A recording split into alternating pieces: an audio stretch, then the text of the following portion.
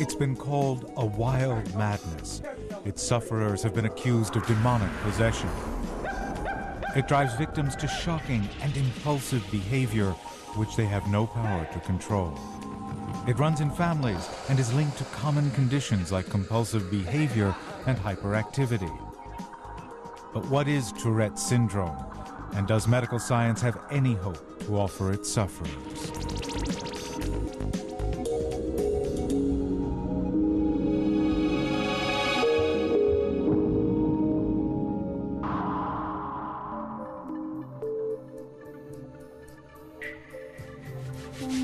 My favorite painter? Ooh, I don't know, Edvard Munch, Rembrandt, Diego Rivera.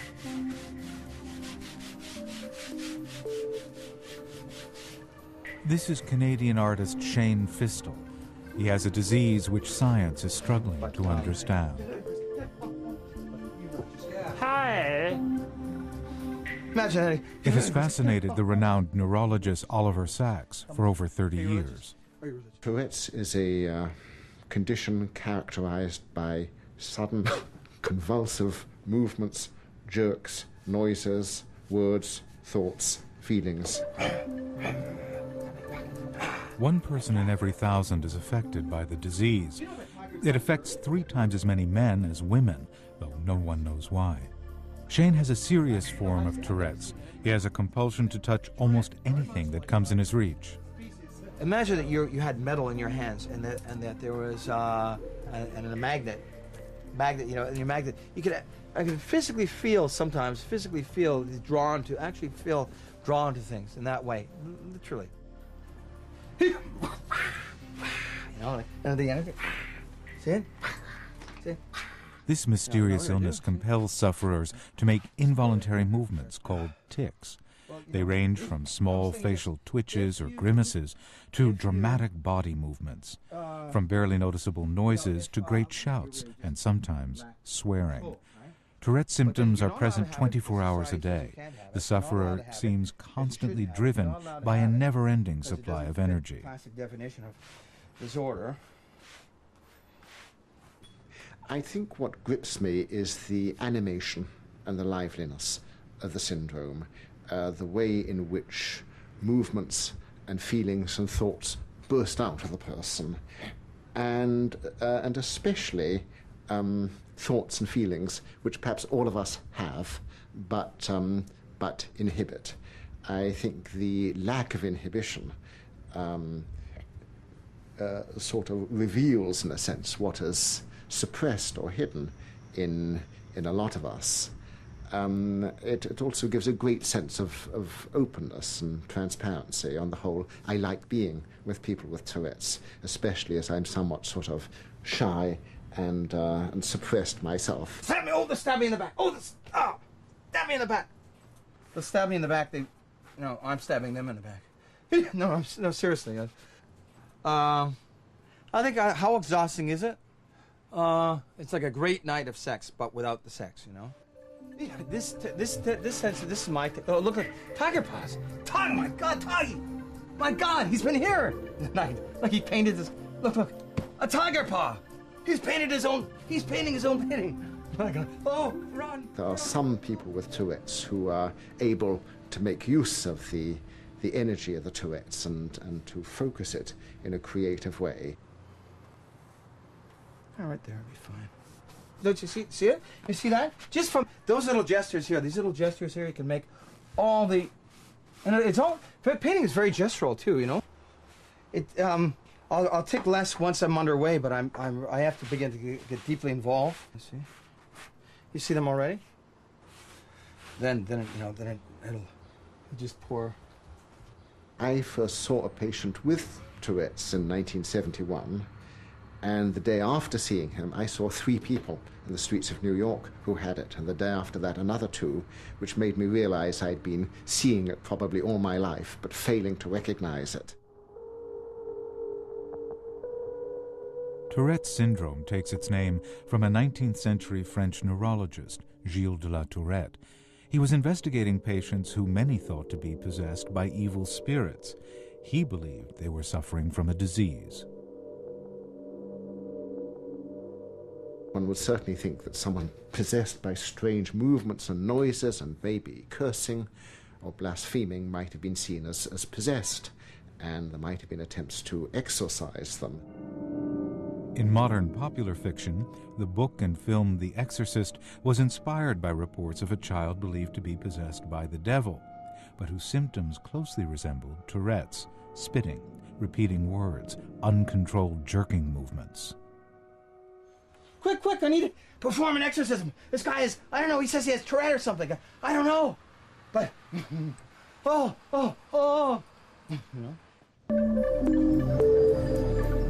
Tourette's has several symptoms which could have been mistaken for demonic possession.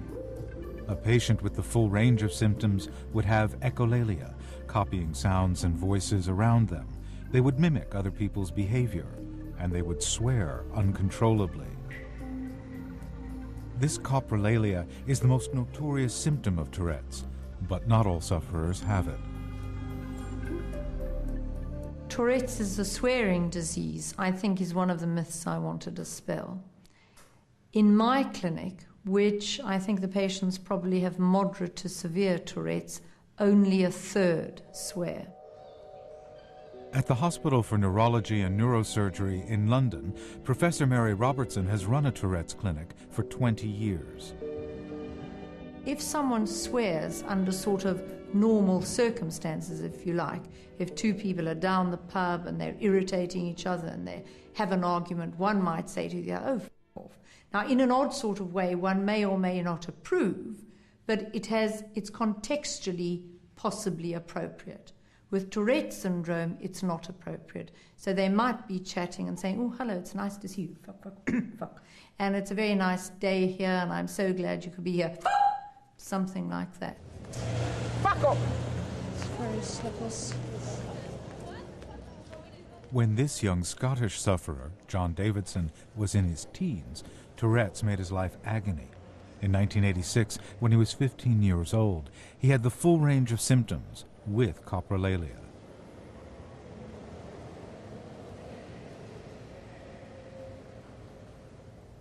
Fucking it.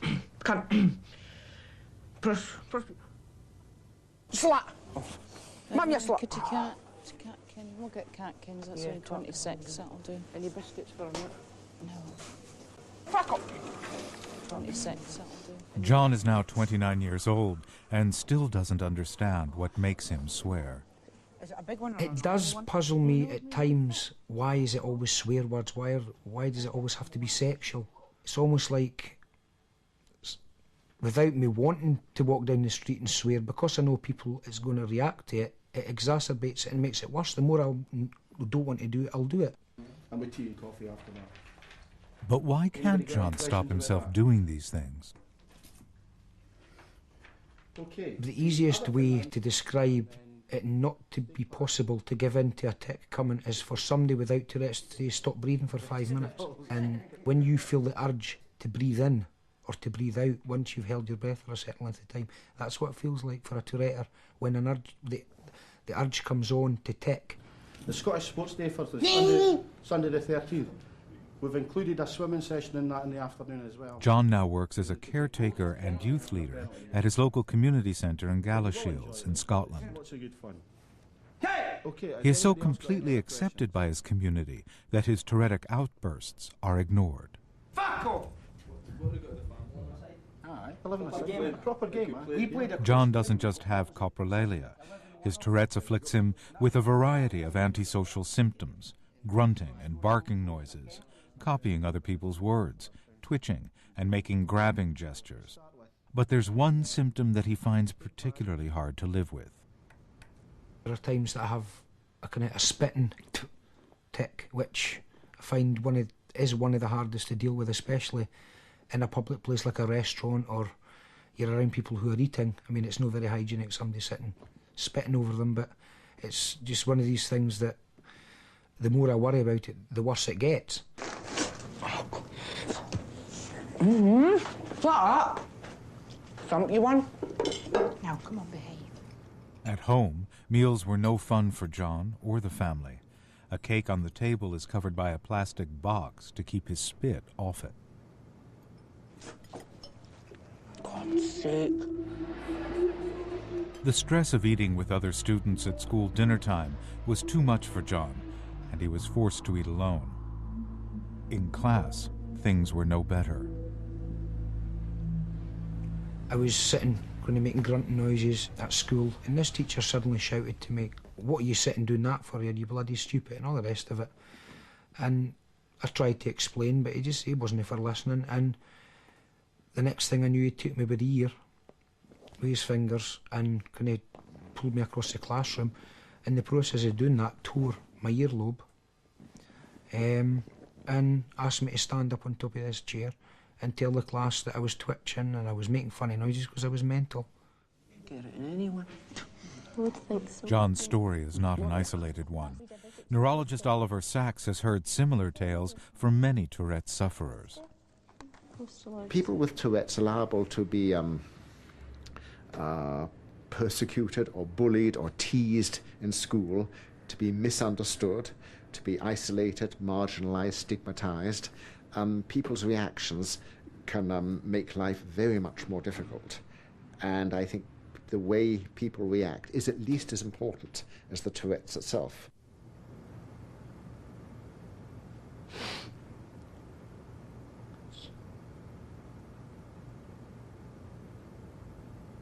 Some of the time when I feel bad, I just feel like killing myself or something like that. It feels so bad.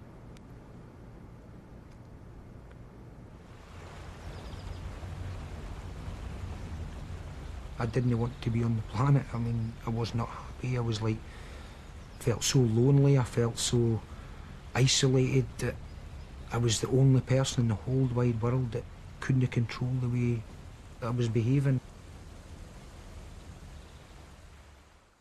And I would say things to my mum that, if I am still twitching and shouting like this by the time I'm 17, I'm going to kill myself because I've had enough.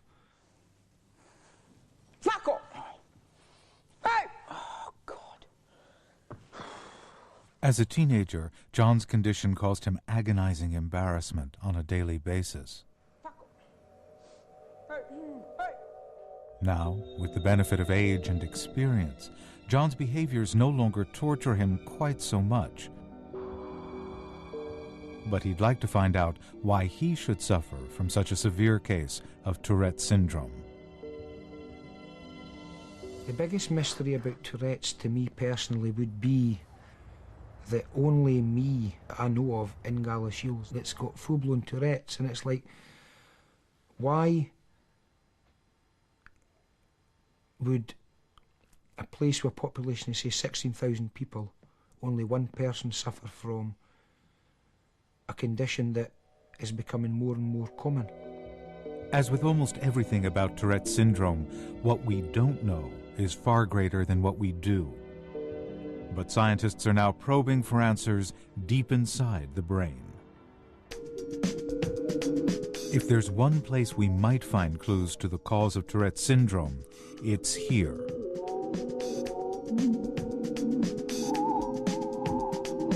The Harvard Brain Bank is the largest store of human brains in the world. Over 4,000 are preserved here for scientific research. But brains from Tourette syndrome sufferers are very rare. Very few are bequeathed, even fewer are usable. The bank is lucky to receive one a year. This brain is on its way to Harvard Medical School to be dissected. A section of the brain is being frozen in dry ice.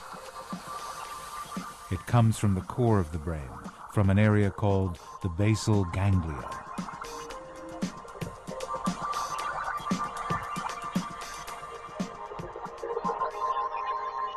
Ganglia are like relay stations or telephone exchanges in the nervous pathways of the brain. The basal ganglia handle messages about movement, so neurologists suspect the syndrome may originate in this part of the brain. Dr. Cliff Saper is leading the investigation. When people have damage to the basal ganglia of various kinds, sometimes they're unable to control the initiation of specific kinds of thoughts or behaviors appropriately.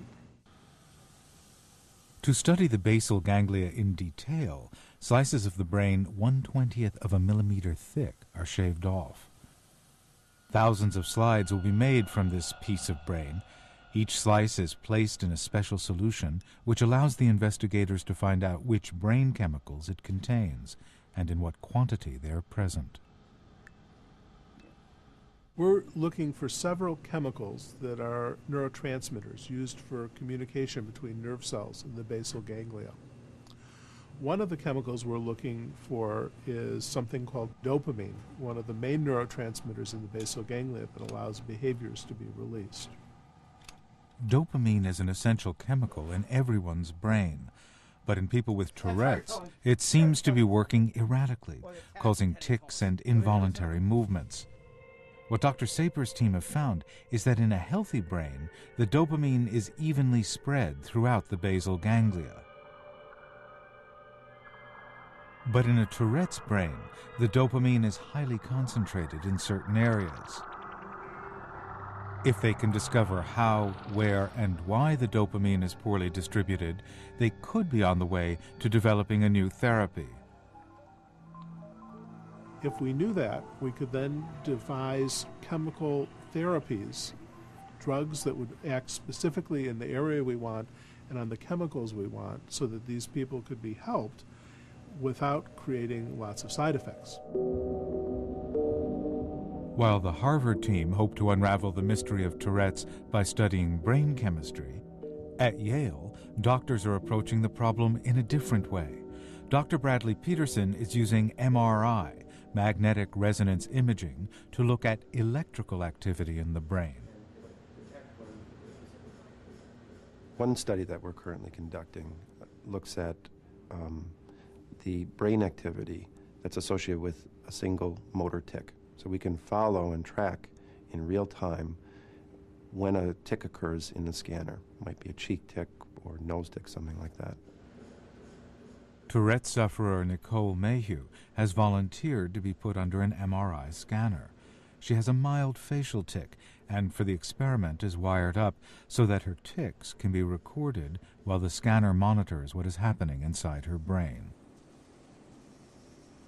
Nicole, you're doing very well. You can close your eyes, relax, and let your tics happen naturally. Don't try to hold them back. Just let them happen whenever they need to happen, as they normally would.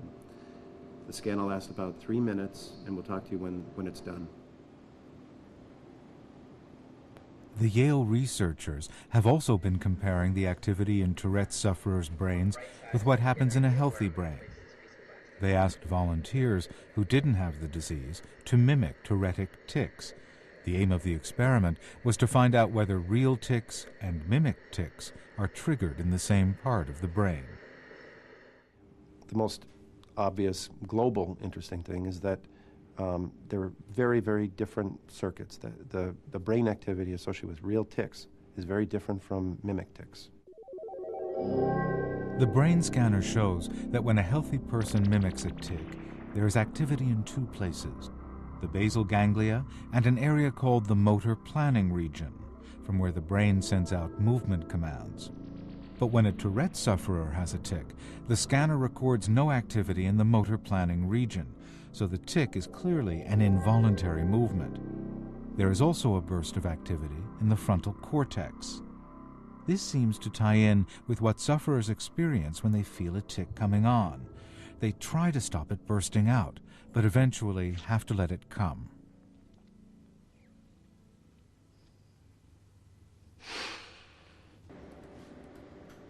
While the Yale researchers try to assess the significance of this electrical activity, they have noticed something remarkable in the structure of their patients' brains. They noticed that girls with Tourette syndrome had brains which looked more like boys.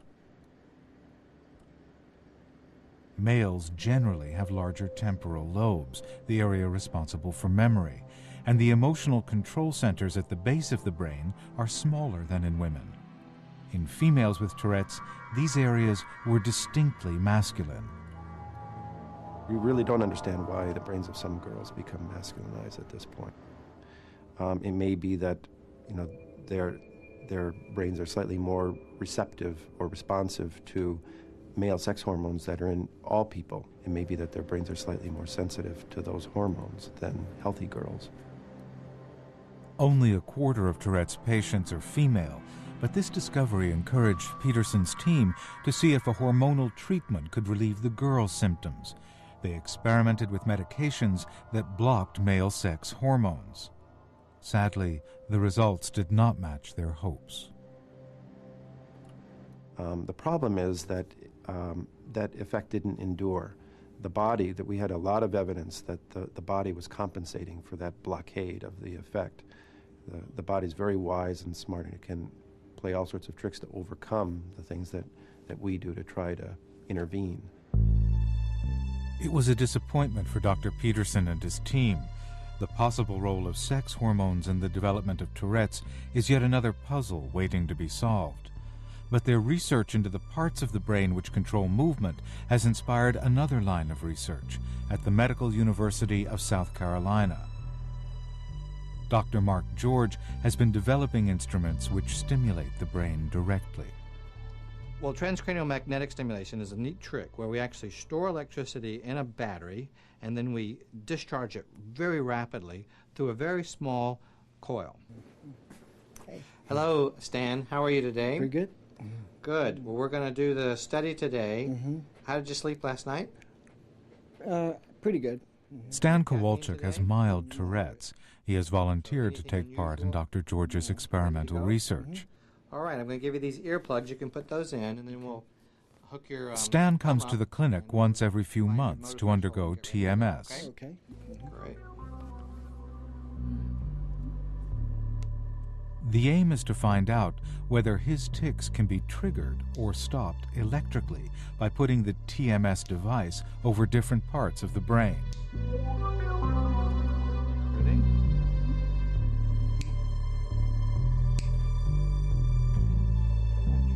So it's very simple, and we just put the TMS device over motor cortex, and we either excite the motor cortex or we cool it down, and we look at behavior, or we go just in front and we do the same thing to the policing part and look at the same thing. If we turn it on or turn it off, can we change tics? Dr. George believes that TMS may act like a switch. If the electromagnetic impulse is applied outside the head, close to the areas which control movement, it can turn tics off. So far in our work, we find that if we cool down the motor strip, people's tics get better. If we excite or increase the police area of the brain, their tics get better. So it does appear that there's some complex interplay between overactive motor area and underactive kind of governing or police area. Okay? I'm okay. Dr. George has found that his device can trigger a variety of movements in the hands when it is applied close to motor areas of the brain. But as far as Tourette's syndrome is concerned, it's still very experimental. Yeah, I'm okay. TMS for Tourette syndrome might turn into a therapy. That's a big if. I don't think that that would be a monotherapy, a single therapy. It's likely that people would tend to do that in conjunction with some of the medications that are used now. But there's a problem with the medication available now. It causes such unpleasant side effects that some patients refuse to take it. Doctors are so desperate for new remedies that they are even experimenting with marijuana.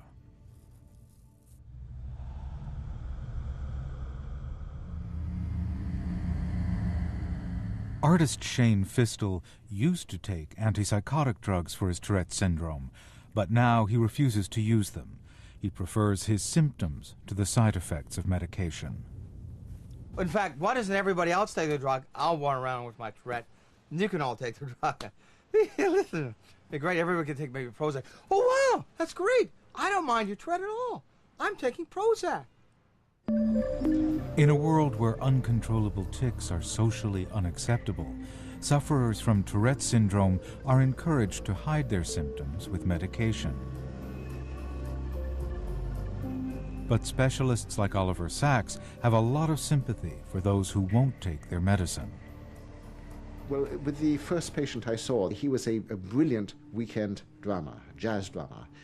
Sometimes there'd be a sort of very quick, convulsive tattoo on the drums. He was famous for these unique improvisations.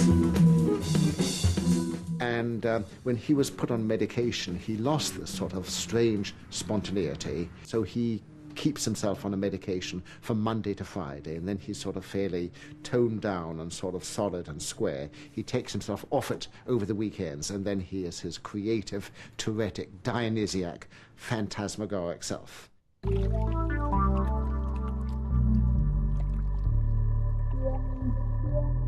I was exhausted all the time. I couldn't think straight. I couldn't function properly. Didn't have enough energy to ride my bike down the street. Really, really difficult when you're a kid and you can't go out and play. When Griff Wakeham's mother found out her son had Tourette's, she followed the advice of the family doctor, who prescribed the standard medication. Our doctors recommended that we try him on some medications, and I took their recommendations. We tried him on several medications, Haldol, Orap, clonidine, and each medication had side effects that were such that either he couldn't tolerate them or we couldn't tolerate them for him.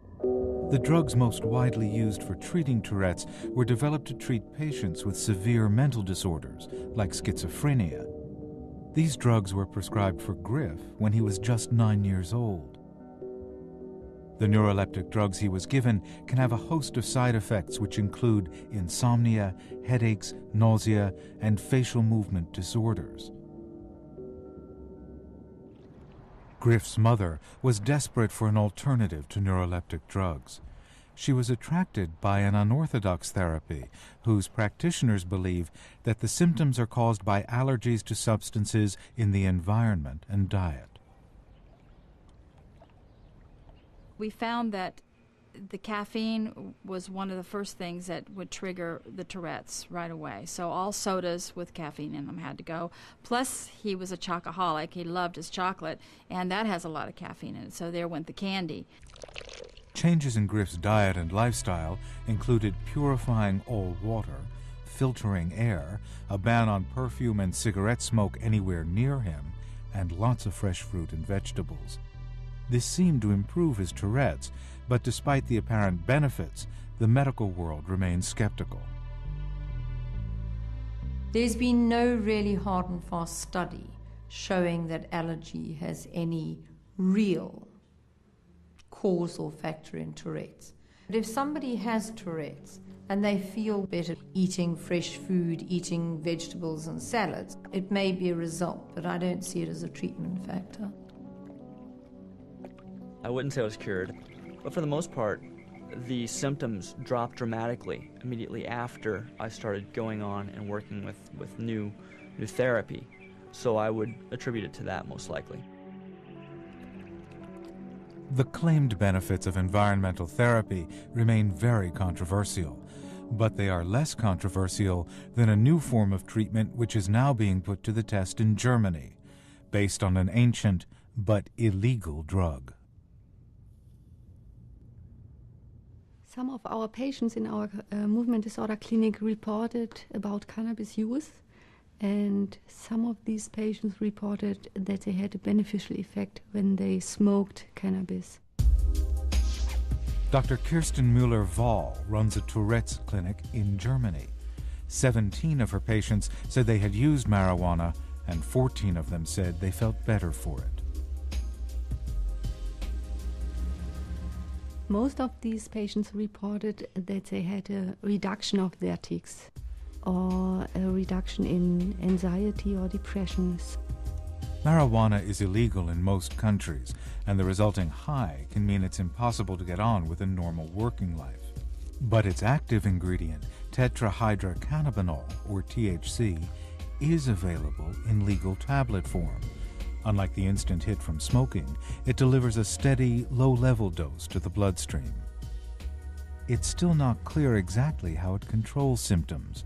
A possible explanation is that THC is attracted to receptors on nerve endings in the brain. These receptors have evolved to attract chemicals which occur naturally in the brain.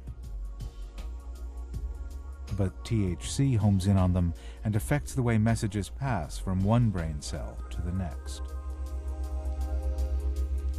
As far as we know at the moment, I believe that THC is not a wonder drug, so it won't improve all tics in every patient. But perhaps there are some patients who will have a good response to THC, and which patients this will be, we don't know.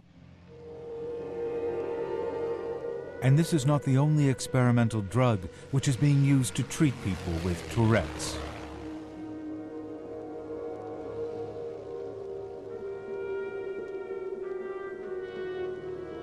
Neuroscientist Dr. Paul Sandberg has come up with a new treatment for Tourette's syndrome based on a popular but highly controversial drug, nicotine. Smoking, the conventional way of taking nicotine, is universally condemned by doctors, but psychiatric patients have long claimed that smoking can ease their symptoms and reduce their need for more powerful medication. Dr. Sandberg put these claims to the test. Working first with animals, then with humans, he found that nicotine could indeed increase the effects of one of the drugs most widely used to calm psychotic patients, as well as people with Tourette's syndrome. What we found in the animals was when we gave a very low dose of nicotine that didn't do anything itself. You give this dose of nicotine to animals and they look normal. But when we combined it with a drug that's used in Tourette's syndrome, in schizophrenic patients, a very common drug in psychiatry, we found that it potentiated the action of this drug. Nicotine seems to offer benefits to Tourette's patients, but Dr. Sandberg certainly did not want to recommend patients take up smoking. So he experimented with nicotine patches.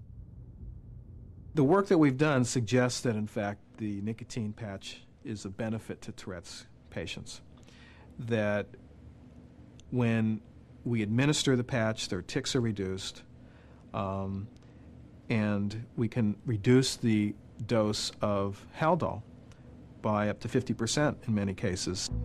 Nicotine seems to work by reducing dopamine, the brain chemical closely involved in controlling movement. With less dopamine in the system, the patient's tics begin to subside. But until safe new medicines are available, people with Tourette's who cannot put up with the side effects of neuroleptic drugs have to seek alternatives. Stephen, nice to see you again. Hello, How did you get on last time? Not too bad. The injection was quite well. Stephen Bode, who suffers from one of the most antisocial symptoms, coprolalia, or uncontrolled swearing, has come to a London hospital to be treated with another surprising remedy. You'll come back for another one. It's derived from one of the most potent toxins known to science. Neurosurgeon Gerald Brooks of the National Hospital in London treats his patients' coprolalia by injecting small doses of the deadly poison directly into the throat muscle. The medicine is derived from the organism which causes botulism. I'm just going to pop this needle electrode down through the membrane below your voice box. I'm just going to rotate it 20 degrees laterally, 45 superiorly. Nerves link up to muscles in what I can best describe using an analogy of an electric plug in a socket. So there are pins of the plug fit into receptors, and there are neurotransmitters. There are chemicals that actually transmit the information across that particular junction. Let's just pop the electrode through. Botulinum toxin deadens the nerves in the throat. Stephen doesn't lose the impulse to shout out, but because the nerves in his throat aren't working, he cannot give full voice to the obscenities. It takes a few days for the effect to kick in. He will then only be able to speak at half volume, as if he had a very sore throat. Introduce it slowly. Let's use the rest of it. Inject. Very good. Well done. Okay, well done, Stephen. How was that? Better than normal. Okay. I mean, quite well this time. Obviously, when patients first hear they're being treated with the most lethal poison that we know about, there is some concern, but one has to emphasise that the actual dosages one's giving them are minute compared to the amount that would be required to cause serious problems. When the injection actually goes in, I don't feel nothing for the first 5 days, but after that, my voice reduces it by about 3/4. So when I shout in public before I had the injection, people would hear me having the Tourette's. Yes. But when I actually have the injection, the voice goes half as much. So when I, it's very low. So then people can't hear me. But they work very well. Yeah. I do suggest many more people should have them, you know. Yeah, that's if it works for them. That's if it works for them. Why is it that some sufferers have success with one treatment and not another? Could it be possible to find a single treatment that could help every sufferer? Science is now going even further in the search to uncover the mystery of Tourette's, deep into the world of genetics. Geneticists are racing to crack the code for Tourette's. At Yale University, an international program has been set up to investigate the inherited aspects of the disease. It's headed by David Pauls. At the present time, Tourette syndrome does seem really mysterious. It all seems that it's so complex that we will probably never be able to understand it. Obviously, my bias is that genetics will hold the key. DNA from hundreds of people with Tourette's has been examined to find out what they have in common. Our work to date suggests that there are 4 or 5 genes that are involved, and it's not clear whether individuals have to have all of those genes or just a subset of those genes. If Professor Pauls is right, the next step would be to isolate those genes. But the task won't be simple. Tourette's is a complex illness. As well as the tics, some sufferers have other disorders. These can range from obsessive-compulsive behavior to self-destructive urges, from depression to attention deficit disorder. You know, that's my car, right? Could all these different elements be held on just a few genes? Canadian psychology student Duncan McKindley suffers from severe Tourette's. He also has obsessive-compulsive behavior. I have a ton of rituals, and for different reasons. I mean, obviously with obsessive compulsiveness, there's a number of rituals that goes along with that. My house, I spent 9 hours yesterday cleaning it. It wasn't dirty at all, but I needed to do them.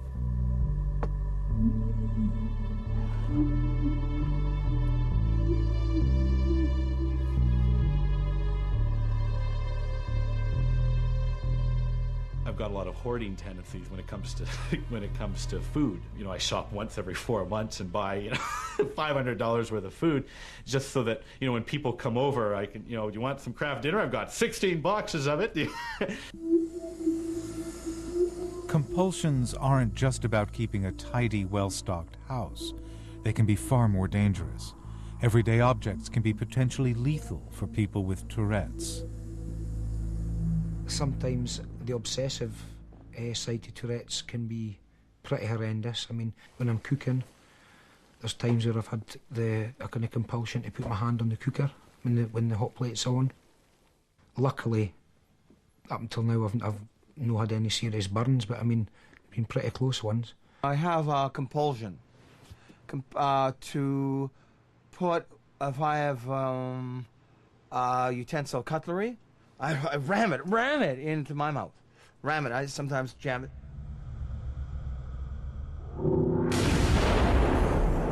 I'll be doing the dishes, washing glasses. In a way, it's like something is making me try to break something on purpose, just to see if I'm going to cut myself, kind of thing.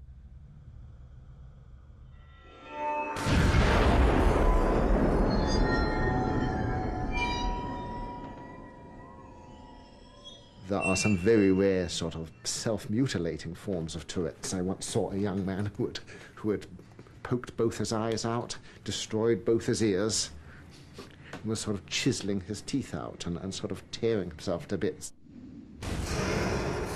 Symptoms like these are rare, But to some scientists, they suggest that Tourette's must involve more than a few genes. Geneticist David Cummings believes that so many disorders are linked with Tourette's that hundreds of genes must be involved. We're convinced that this is a polygenic disorder. Now, polygenic disorders are the most common disorders there are. Attention deficit disorder, depression, manic depressive disorder, schizophrenia, autism, all of these others are due to the coming together of a lot of different genetic variants. The 3 different temperatures, 55, 60, and 64, and they all turned out great. So, Dr. Cummings has been studying Tourette's for over 20 years. He believes his theory explains the mystery of why some people have the syndrome so much worse than others.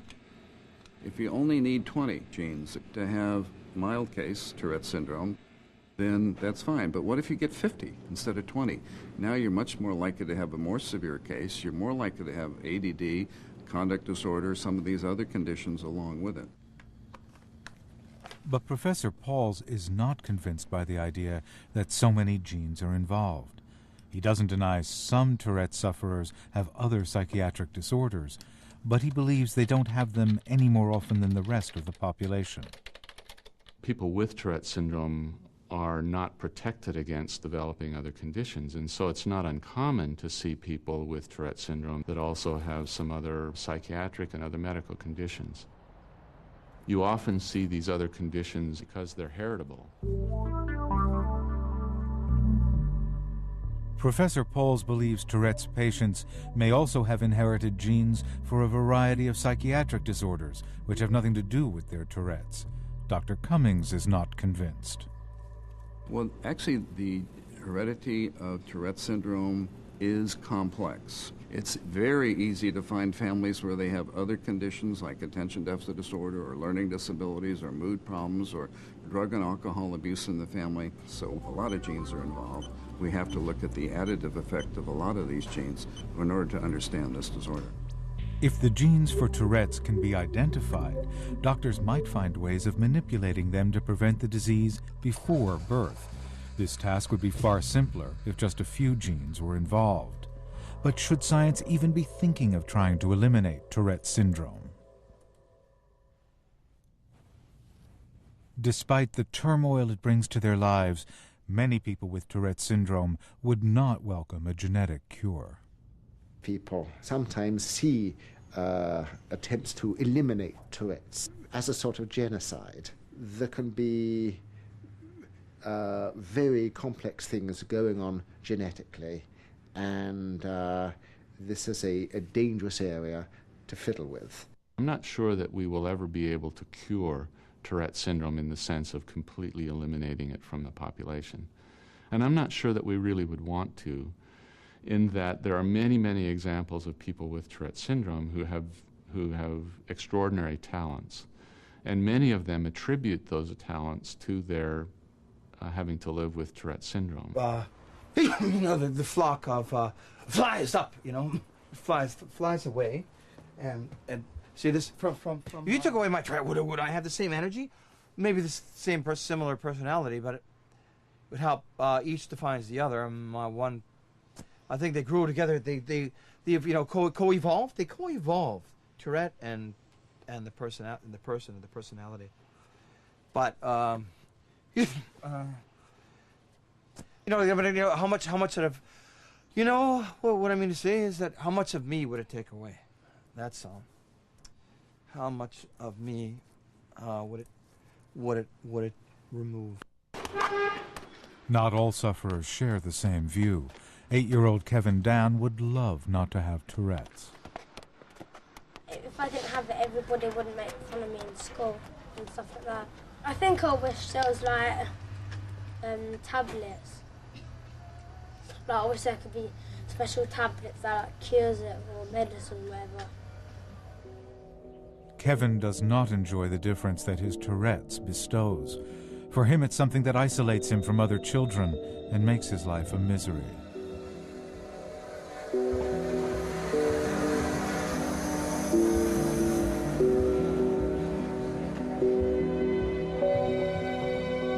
Well, they just like copy what I do. I do something with my mouth like that, and then everybody just copies me. Like one person starts and everybody else does. Makes me feel upset. And the more upset Kevin gets, the worse his tics become. He can only really relax when he's away from the pressure.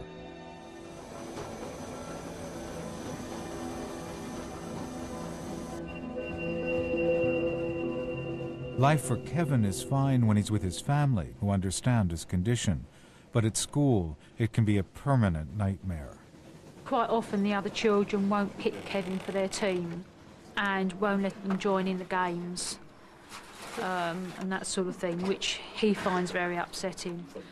He desperately wants friends and wants people to play with him, and I am left with feeling heartbroken for him, feeling upset for him, wishing that I could do something to make people understand. One of the few consolations for a young boy like Kevin is that, as he gets older, he may find his symptoms easier to bear, but he is likely to experience a great deal more pain before he does.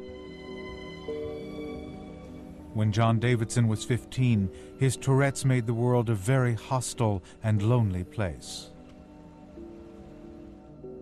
Sometimes I just feel like everyone hates you. Just because I've got this, I just feel like everyone hates you.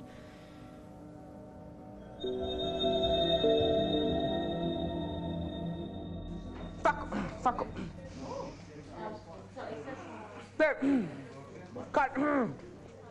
I get quite upset that it's taken me so long to be able to deal with Tourette's and be able to live with Tourette's, that if I could have just done it when I was younger, and I just feel that I probably could have done it when I was younger, if I had the correct and the right support and the right understanding from the education authorities, from people round about.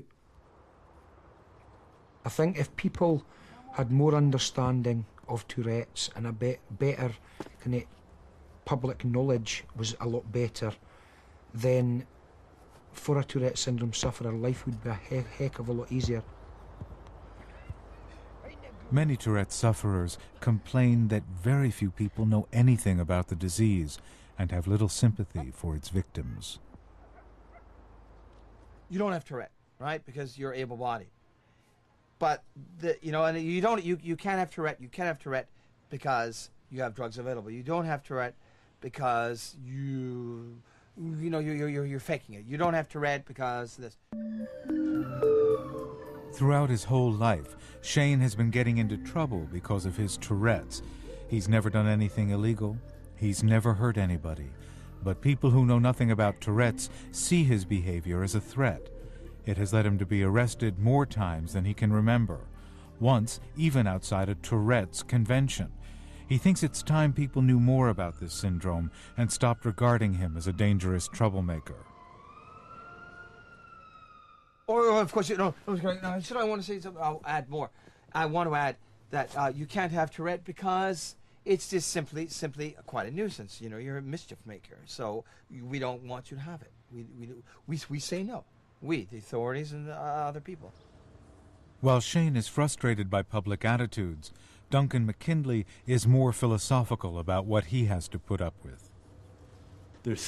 There's so much opportunity for misperception with Tourette syndrome, where different tics, particularly the complex vocal tics, like the echolele, where you're imitating what someone else is saying, or you're imitating your own words. It can be interpreted in so many different ways. You're making fun, or you're retarded, or